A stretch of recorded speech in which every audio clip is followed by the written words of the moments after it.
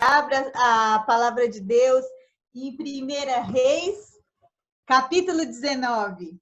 Primeiro livro de Reis. Quem está vindo aí na escola bíblica, está acompanhando. Nós chegamos hoje no capítulo... Terminamos o primeiro livro de Reis? Não. Chegamos exatamente no capítulo 19, não foi isso? Ingrid, confirma aí para mim, por favor. Ela deu um joinha. Exatamente, capítulo Isso, 19. foi aí. A gente parou aí. Pois é. Então, hoje a palavra vai ser sobre o capítulo 19. Né? Não perdendo a visão da gente estar se edificando mutuamente e aprofundando os conhecimentos que nós estamos adquirindo. Se você não está vindo, não está participando da escola bíblica, eu quero convidá-lo para, no próximo domingo pela manhã, participar conosco. Essa semana foi ontem à noite. Foi muito top, muito bom. Primeiro livro de Reis, e agora nós vamos entrar no segundo livro dos Reis, né? Estamos terminando esse. E essa é a ação do começo ao fim, né? E a gente está conseguindo mergulhar neste mundo do Antigo Testamento, juntamente com os irmãos. Os irmãos têm enriquecido as aulas com mapas, com ilustrações, muitas coisas legais.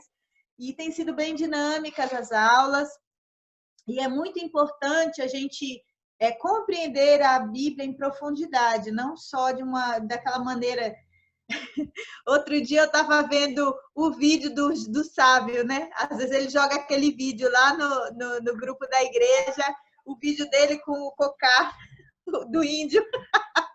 E aí ele estava, vamos para a caixa de promessas. E aí ele abre. E aí ele tira a promessa. E aí depois ele dá uma saudação e é isso, né? Muito legal, mas a nossa vida cristã precisa ter um pouco mais de profundidade do que só a caixa de promessas. Amém? Amém, né? Sim. Nós precisamos ser o obreiro aprovado, que lá em Timóteo o apóstolo Paulo fala. Quem é o obreiro aprovado? Maneja bem a palavra da verdade. Essa é a palavra da verdade. Nós precisamos conhecê-la para conseguir dizer que amamos e praticamos. Como vamos praticar uma palavra que a gente não conhece? Então, o grande desafio é primeiro conhecer e depois praticar. Não se apartar dela, como a palavra de Deus nos diz. Nesse livro de 1 Reis, nós vemos o momento do povo de Deus, quando eles viram para Samuel, acabou o período dos juízes, e nós estamos entrando nos reis, e vem um rei após o outro numa sucessão, onde quando um homem segue a palavra de Deus e anda nos seus caminhos, na fidelidade, o reino prospera. E quando ele se aparta dos caminhos do Senhor e abraça os falsos deuses dos outros povos, o governo decai e o povo decai também, a nação decai. E isso já havia sido prometido pelo Senhor através dos profetas.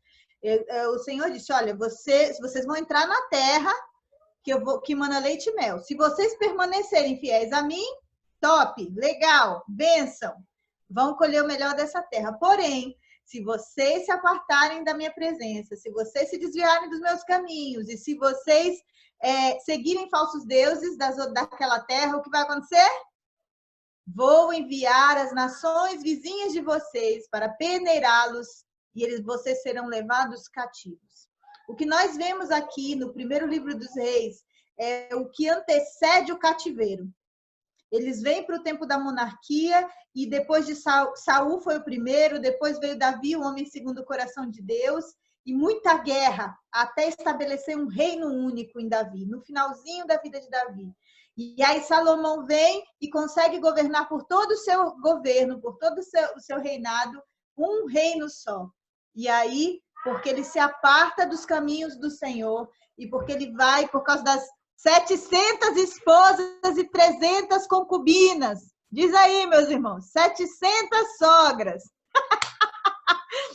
Salomão foi este homem, 700 esposas e 300 concubinas. Que homem corajoso. Imagina quando ele começava a dar atenção para essas esposas, quando elas começavam a falar. Você acha que sua esposa fala muito? Você tem filha em casa? Você acha que quando ela se junta fala muito? Imagina 700 esposas de Salomão falando no juízo dele. E quando se juntava as 700 sogras? Só a graça, meu irmão. Tem gente que acha que é bom, né? Ser rico e abastado, mas tem suas dificuldades. Voltando aqui. Salomão desobedece ao Senhor, porque ele tinha tantas esposas e fazia alianças com os reinos, se casando com elas, e essas mulheres eram pagãs e serviam a falsos deuses. E isso foi uma cilada para o coração dele. Ele se afastou, mesmo sendo o homem mais sábio do mundo até então, ele se afastou completamente dos caminhos do Senhor. E aí veio a palavra do Senhor. O seu reino será dividido, mas não enquanto você viver, por causa do seu pai Davi.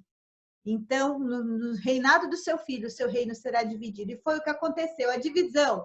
Estamos com o reino do sul, que era Judá, né, os descendentes de Davi, e o reino do norte, com Israel e todas as outras 10 tribos, né? O reino do norte se desviou completamente, enquanto que o reino do sul continuou servindo a Deus no templo e tendo os profetas, que às vezes serviam a Deus e às vezes se desviavam. Mas ainda havia um remanescente fiel ali na tribo de Judá. Jesus é o leão da tribo de Judá. Então, havia uma promessa para aquele lugar, para a descendência de Davi. E neste meio tempo, quando todos esses reis estavam completamente desviados, surgiu um rei que se destacou. Ele começa do capítulo 16 e vai até o final de 1 Reis, só relatando os desmandos e as coisas horríveis que aconteceram dentro do reinado de um homem chamado Acabe. Guarde esse nome na sua mente. O homem terrível. Pegue todos os presidentes mais horríveis que você já ouviu falar na nossa nação e todos os ditadores ruins que você já ouviu falar. A Bíblia fala que ele era um cara lendário. Ele era um homem muito ruim. E por não contente em ser idólatra, explorador, corrupto, ele ainda se casou com uma mulher pior que ele, chamada Jezabel. Muito, muito comum falar do espírito de Jezabel, né? A mulher era tão ruim que hoje em dia o pessoal, quando quer dizer que a pessoa é muito terrível, manipuladora, diz que tem espírito de Jezabel, não é assim? Ela era filha do rei Etbaal, que era sacerdote de Baal. E ela, quando chegou, se casou com Acabe, ela instituiu um templo e um altar a Baal dentro da nação de Israel. O lugar onde eles estavam naquele momento em Samaria. Eles já tinham bezerros de ouro em um templo. O negócio estava muito ruim. Mas aí eles instituíram um culto específico a Baal.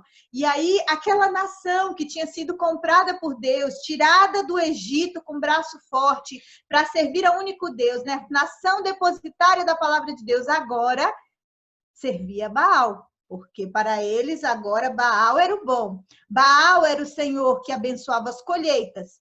Quando eles iam fazer a colheita e a colheita era boa, para quem eles sacrificavam? Para Baal. Quando vinha chuva e abençoava toda a colheita, quem eles glorificavam? Baal. E o Senhor começou a se enfurecer com isso. A Bíblia fala que nenhum outro rei antes de Acabe fez com que Deus se enfurecesse com a idolatria como eles fizeram. E então, no meio desse contexto, o Senhor levanta um homem chamado Elias. E a Bíblia fala que ele era o tisbita, ele era de uma regiãozinha chamada Tisbé, que se você olhar no mapa, nem aparece no mapa, de tão miudinha que é, insignificante. Ou seja, Elias era um Zé Ninguém, como eu e você. Elias era um Zé Ninguém, que o Senhor tirou do meio de trás das malhadas, como ele ama fazer, e aí ele vai e coloca a palavra do Senhor, a ousadia, o poder e a unção. E levanta esse homem com uma inconformidade com o que estava acontecendo naquela situação e coloca a palavra do Senhor na boca dele. E aí nós vamos abrir agora a nossa Bíblia em 1 Reis, capítulo 19.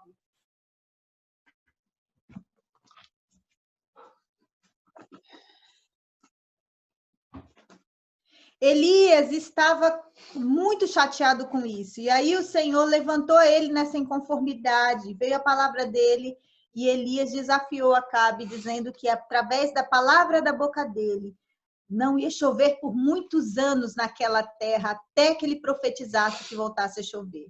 Por que Deus, nesse momento, julgou aquela terra com a falta de chuva? Para que o povo entendesse que quem mandava chuva não era Baal, mas era ele. Muito tempo eu fiquei pensando, por que a chuva? Né? Por que Deus puniu o povo naquele momento com seca? O povo estava celebrando a Baal por causa de suas colheitas, e, na verdade, o Senhor sempre abençoou. A terra que mana leite e mel era uma terra que mana leite e mel por causa do Deus da terra, por causa do Deus daquele povo. Durante o reinado de Salomão, a Bíblia fala que nunca se houve tanto ouro, tanta prata, tanta riqueza que o Senhor deu àquele povo durante o tempo de fidelidade. E quando eles se desviaram, eles começaram a passar muitas dificuldades. E quando as bênçãos vinham, eles agradeciam a Baal. Eles se voltaram completamente para aquele falso Deus. Elias, então, faz isso. E porque ele orou para que não chovesse, desafiou o rei começou a caçá-lo. Ele se tornou o cara mais procurado daquele tempo. E aí o Senhor mandou ele para se esconder em alguns lugares, o Senhor guardava, alimentava, mandava corvos, era um milagre atrás do outro, né? A história de Elias é uma história assim que é muita ação e muito emocionante a maneira como ele vivia perigosamente pelo Senhor, porque ele obedecia no meio de um momento difícil. E aí ele ora de novo para que chova num momento específico, mas antes que isso aconteça, ele convoca os profetas de Baal para um grande desafio, né? E a gente estava vendo na escola bíblica hoje aquele grande desafio quando ele sobe ao Monte Carmelo e ele vai lá e desafia aqueles profetas e fala: aquele Deus que responder com fogo, esse é Deus e vocês devem segui-lo. Israel, você tem que decidir hoje o que é que vocês vão fazer da vida de vocês. Chega de ficar cocheando entre dois pensamentos. Vocês têm que escolher. E aí o Senhor responde com fogo e todos percebem que somente o Senhor é Deus, porque Baal estava dormindo ou viajando, como dizer Elias, e todos eles se caíram de joelho no chão e reconheceram que só o Senhor é Deus. E foi um momento tremendo da história de Israel, quando o povo se voltou reconhecendo o Senhor. E naquele momento, quando o povo reconheceu, ele chamou: vocês realmente servem a Deus? Então, vamos matar os profetas. Eram 450 profetas de Azerá, de Baal, mais 400 de Azerá. 850 profetas que foram naquele dia exterminados. E Elias convocando o povo, ou seja, né? Veja como a fé dele estava sendo colocada em prova. Se ele fosse envergonhado naquele momento, que sabemos que ele não seria, porque o nosso Deus é fogo consumidor, não, ele é que seria morto por aqueles homens. Mas o Senhor foi tão fiel, mandou fogo que consumiu a água, consumiu o sacrifício, consumiu a lenha, e todos perceberam naquele momento que Baal não era Deus coisa nenhuma e que só o Senhor se importava com eles. Naquele dia, ele orou por chuva novamente, e aí a chuva veio. Só que Jezabel era a mãezona dos profetas que ele matou. E agora ele mexeu com ela. E então ela profere aqui no capítulo 19 uma ameaça contra Elias. E é sobre isso que a gente precisa refletir hoje. Diz assim a palavra do Senhor no capítulo 19, no versículo 1. Ora, Acabe contou a Jezabel tudo que Elias tinha feito e como havia matado todos aqueles profetas à espada.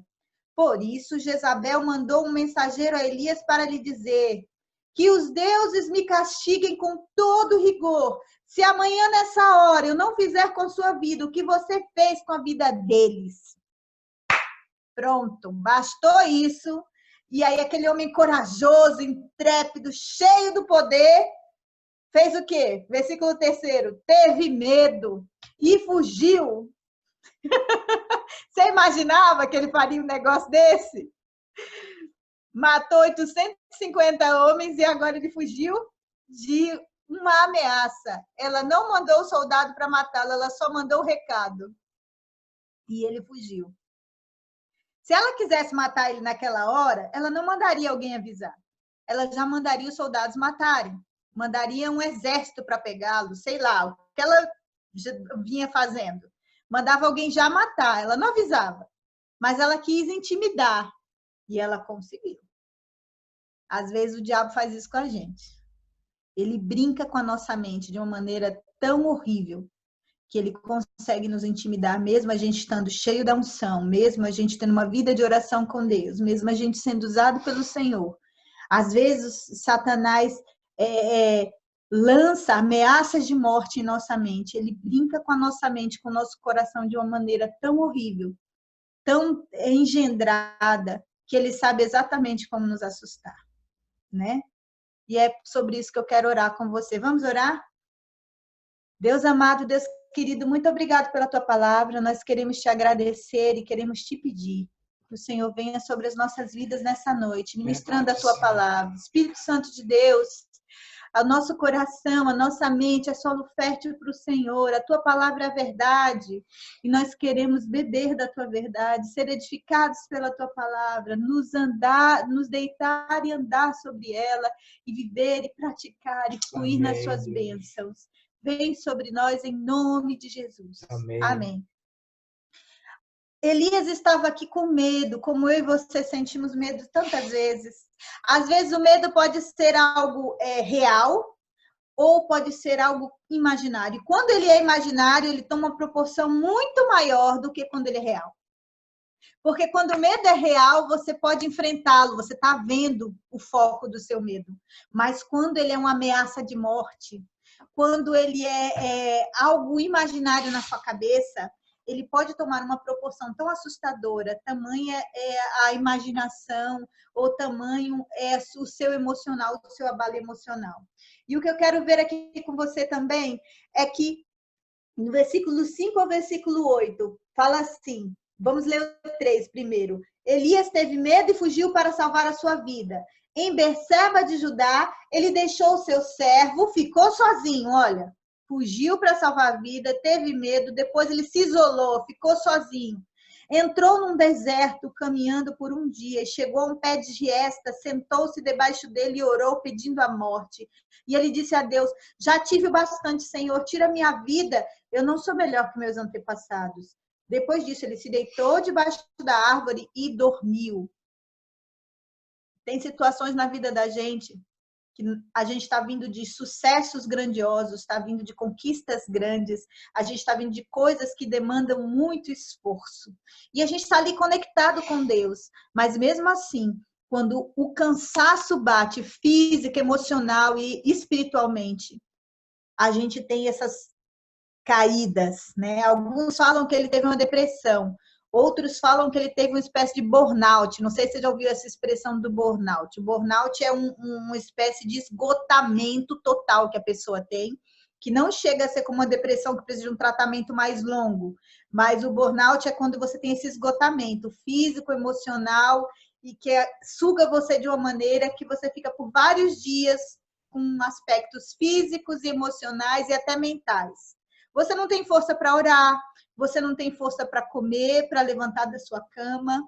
Você fica nesse quadro que ele está falando, chega, Deus, eu só quero dormir. Eu só vou ficar aqui e me largar.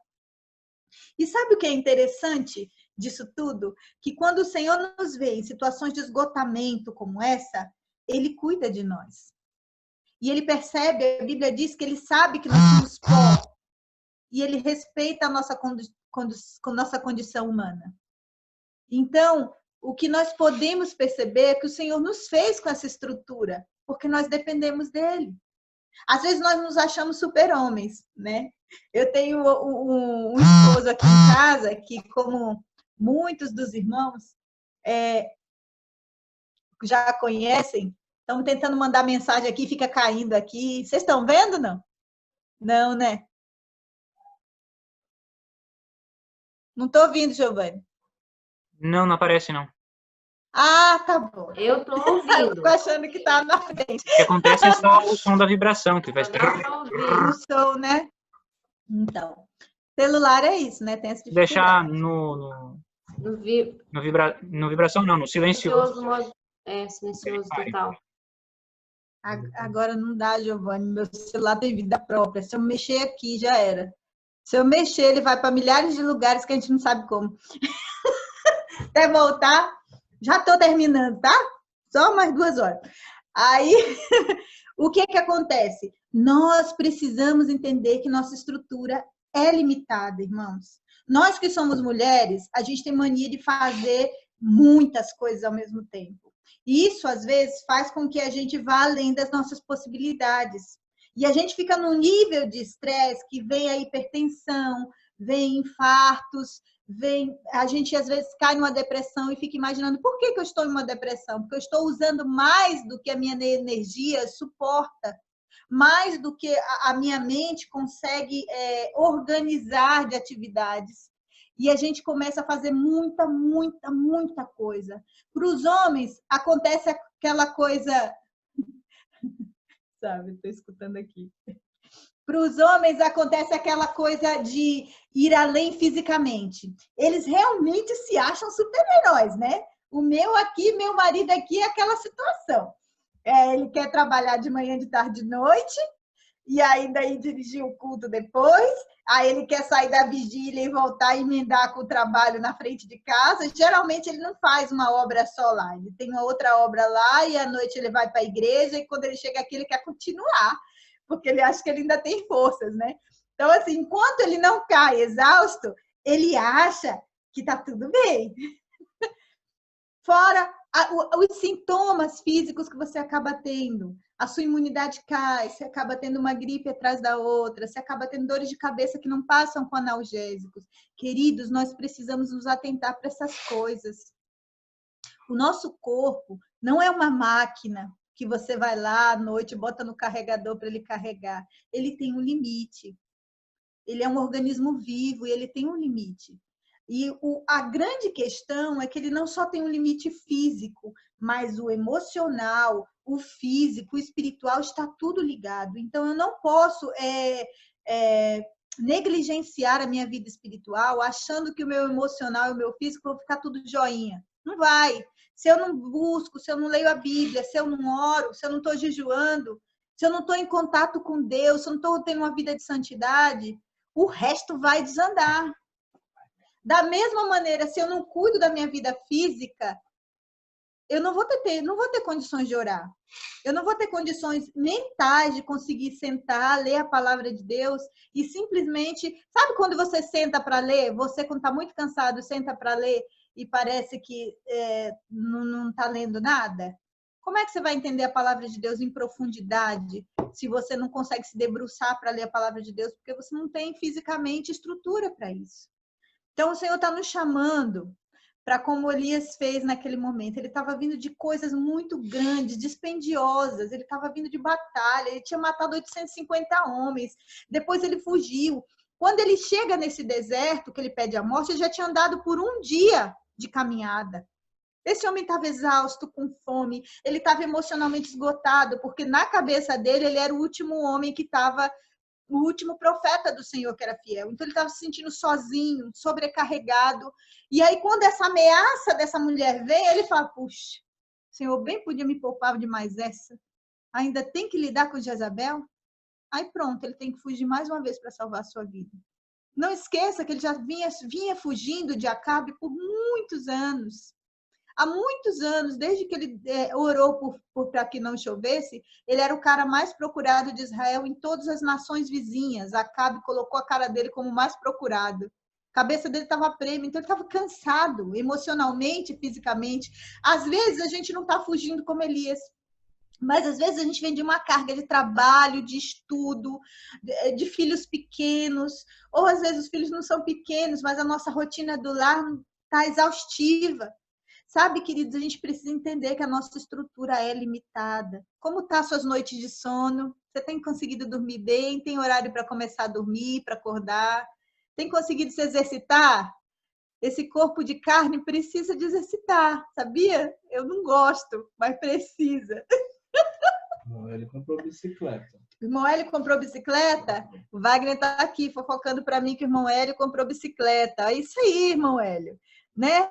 A gente precisa começar a cuidar melhor desse corpo físico que abriga o nosso espírito. A Bíblia nos diz que isso aqui é um templo terreno onde nós estamos. Aposentou a bicicleta dele. Arley, não aposenta sua bicicleta, Arley. O Wagner está só contando aqui. Não aposenta essa bicicleta, Arley, volta a caminhar. Gente, Sorocaba é um lugar onde tem pistas de caminhada. Tem cidades por aí que não existe isso. É arborizadinha, sabe? Você consegue ir caminhar, só colocar seu tênis. Não tem tênis, vai de chinelo. Serviço de casa não é atividade física, querido. Serviço de casa é mais canseira. Então, a gente precisa arejar a nossa mente e ter este equilíbrio. Naquele momento, por que o Senhor achou Elias ali e não deu um sossega-leão nele, não deu um chacoalha nele logo de cara? Porque o Senhor entende que nós somos pó. E aí a Bíblia fala que ele mandou um anjo, no versículo 5. Ele deitou e dormiu debaixo da árvore exausto. Jezabel podia ter mandado um guarda segui-lo e pegar ele ali e matar dormindo, não podia? Mas o Senhor guardou. E a Bíblia fala que, de repente, quem toca nele? O anjo do Senhor. Um anjo tocou e disse, levanta e come.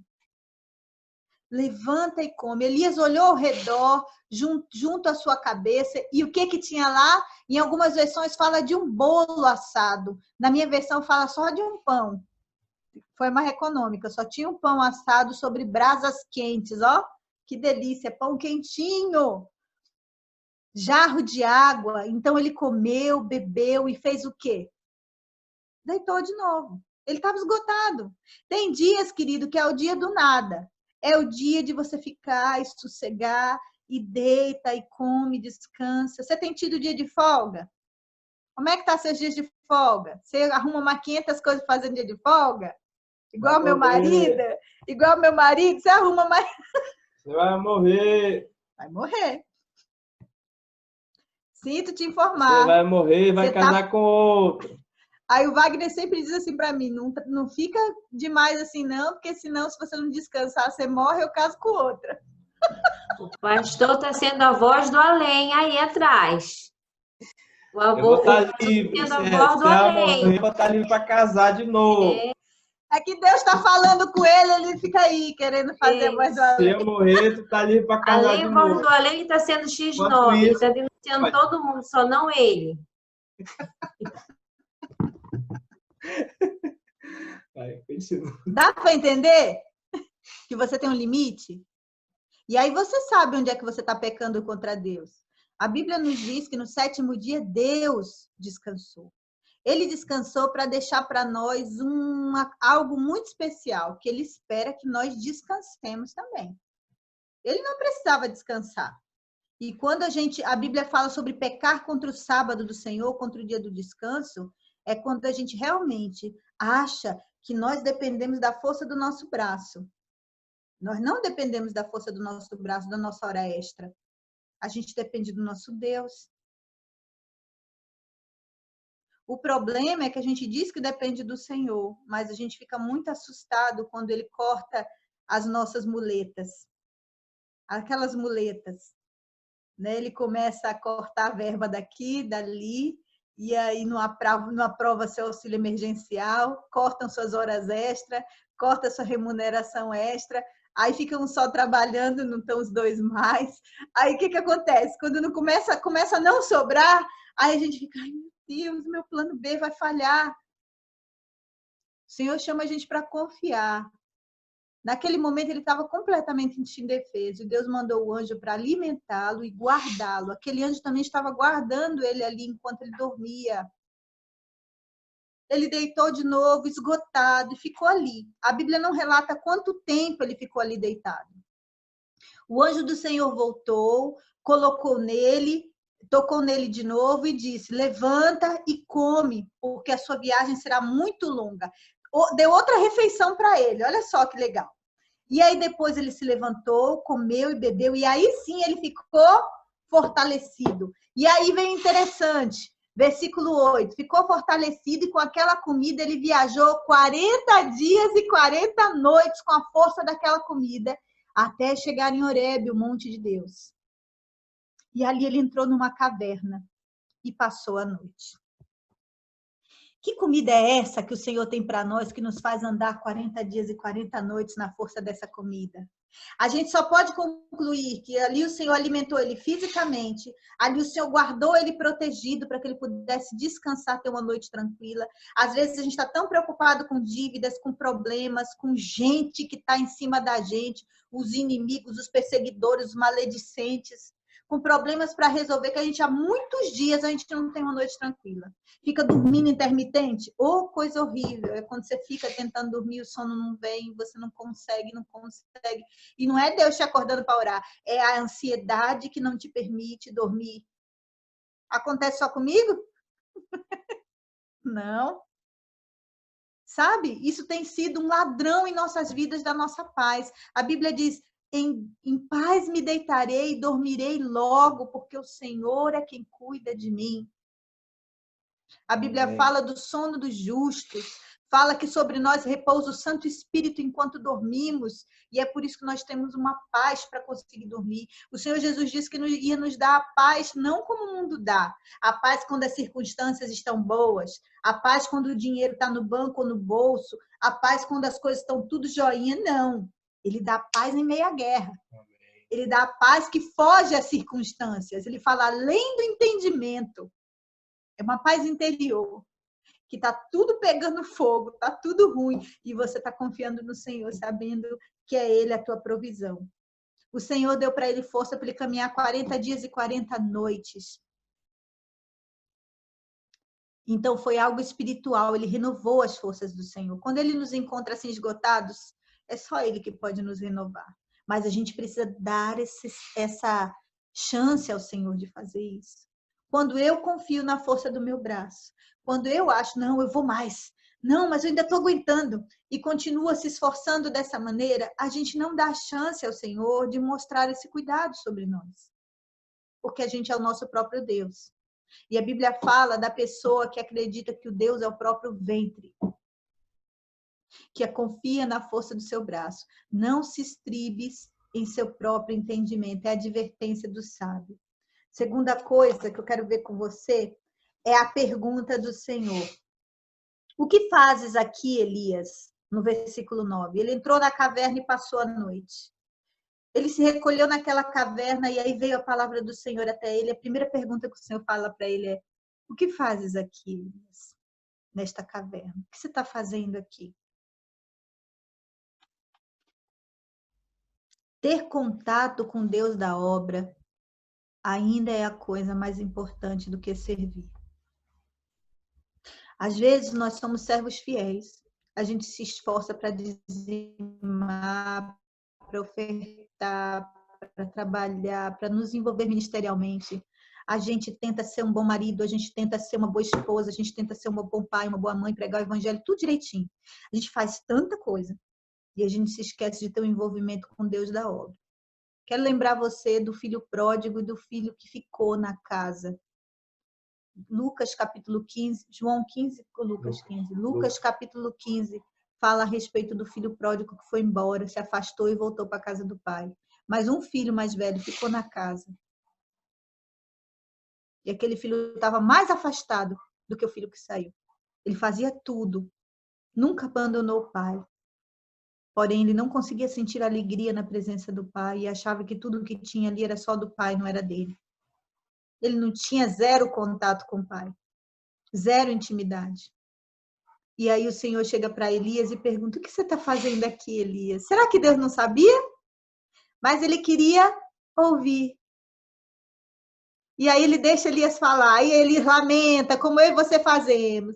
Ah, Senhor, eu tenho sido muito zeloso pelo Senhor, o Deus dos exércitos. Eles rejeitaram sua aliança, aqueles israelitas. Eles quebraram teus altares. Mata eles, Senhor. Eles mataram os teus profetas à espada. Eu sou o único que sobrou e agora estão querendo me matar. Elias tecia aquela lamentação para Deus, né? E Deus só ouvindo ele. E o Senhor vira para ele e fala assim: Elias, Elias, saia e fique no monte na presença do Senhor, porque ele vai passar. Então veio aquela experiência maravilhosa, que vem o vento forte, depois vem o terremoto, depois vem o fogo. O Senhor não estava em nenhuma dessas coisas. E aí o Senhor vem com uma voz de brisa suave e tranquila. E ali o Senhor estava. E no versículo 13 ele vira e fala com Elias. E Elias cobre o seu rosto e fica à entrada da caverna para ouvir o Senhor falar. E aí o Senhor mais uma vez pergunta para ele com uma voz mansa: Ô Elias, o que você está fazendo aqui, Elias? E Elias faz o quê? Desce o muro das lamentações de novo, o rolo das lamentações. Ele repete, se você olhar no versículo 14, no versículo 10, é o texto na íntegra. É exatamente a mesma coisa que ele fala, ele repete. Igual a gente de vez em quando, né?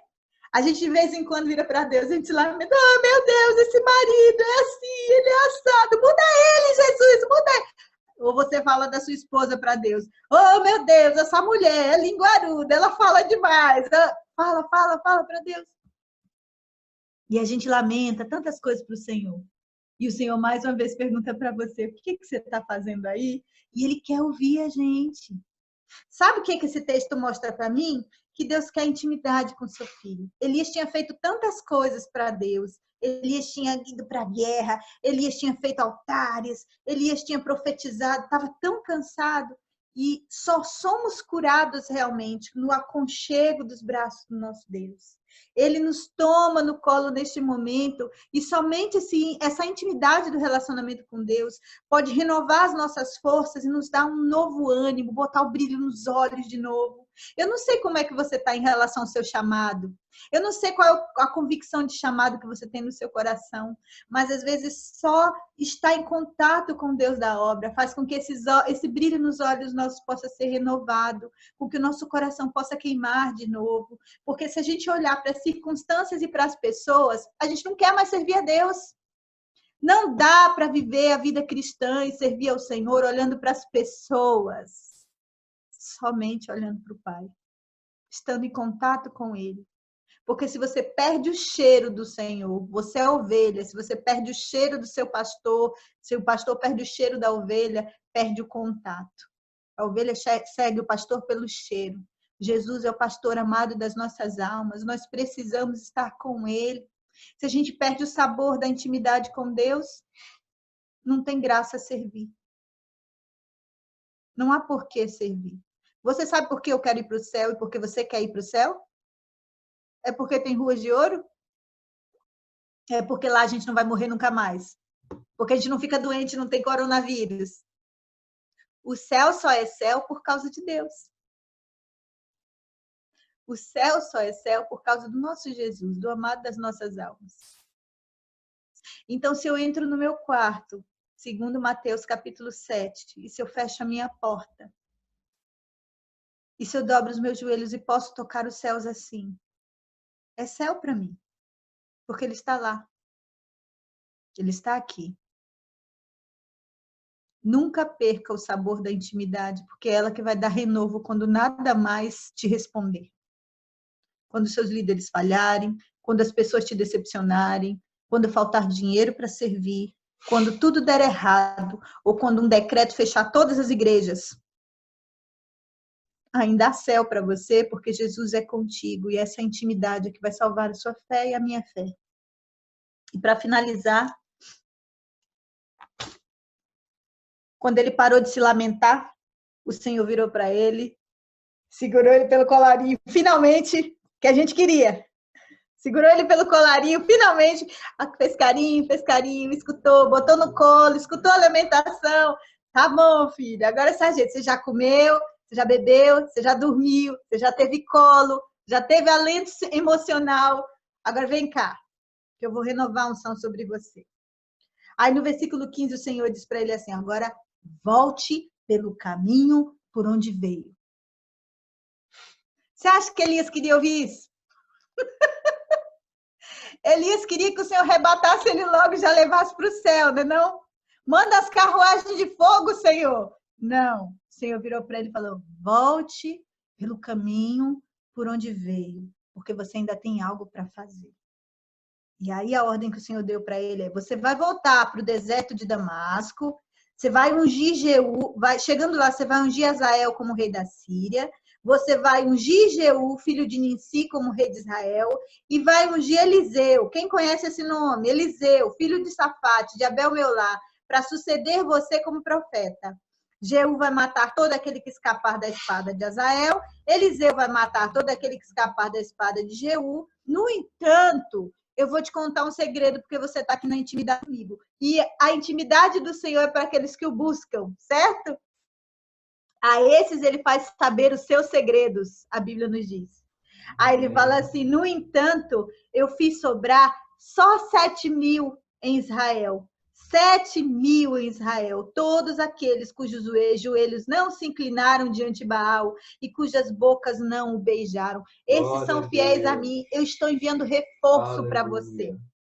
Ele não só renovou a unção sobre a vida dele, não só deu um upgrade na vida dele, Amém. Falou assim, uau, olha, toma aqui, eu Glória vou contigo, eu sou contigo. Mas ele também falou assim, eu estou mandando para você uma ajuda que você precisa agora.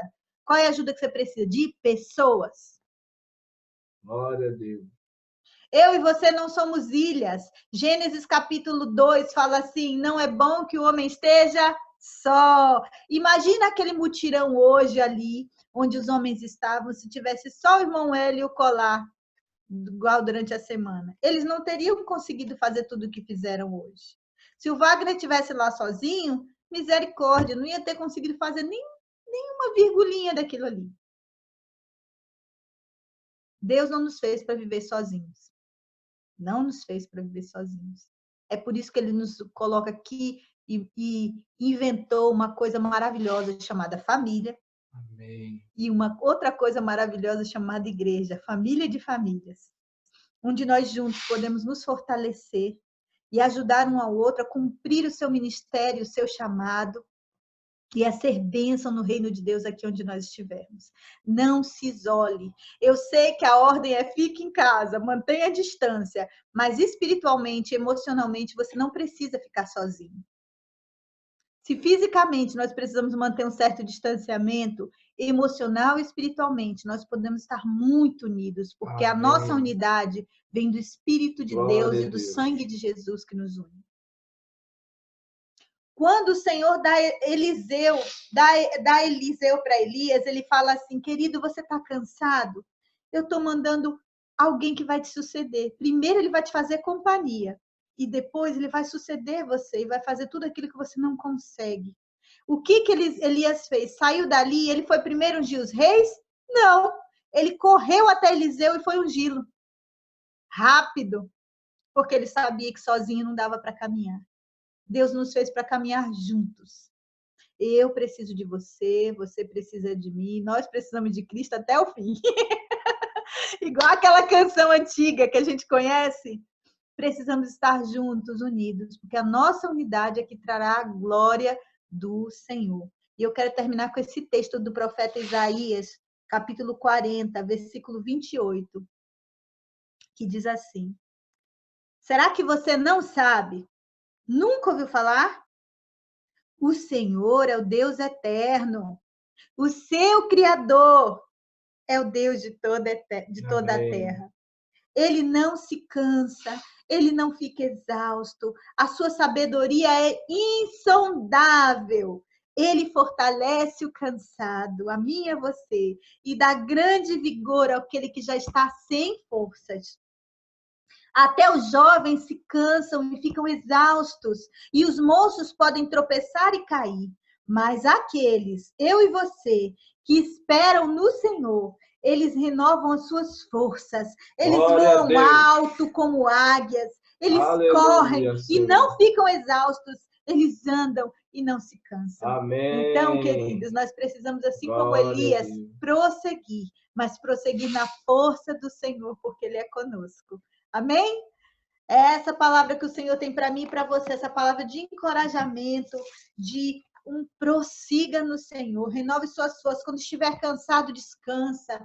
Programa sua agenda para que você consiga ter tempo de descansar, tempo de ler a sua Bíblia, tempo de orar, tempo de estar em comunhão, tempo de estar com sua família, para que você consiga ter essa saúde, esse equilíbrio emocional. Glória e o Senhor renova sobre você hoje essa unção. E eu quero pedir ao nosso pastor para estar orando conosco, pedindo ao Senhor realmente essa renovação de forças, essa unção de renovo, em nome de Jesus. Amém? Amém. Que palavra abençoada, né, irmãos? Que palavra abençoada. Que essa palavra possa ter agora ido ao seu encontro do seu coração, renovo de força, em nome de Jesus. Vamos orar para a gente encerrar esse tempo agora. Glória a Deus, porque não interrompeu. É propósito de Deus, irmãos. É propósito de Deus. Não interrompeu. Para não perder o foco, né? Até isso Deus preparou para nós em nome de Jesus. Deus amado, nós continuamos na tua presença. Louvado seja o teu nome. Engrandecido seja o Senhor.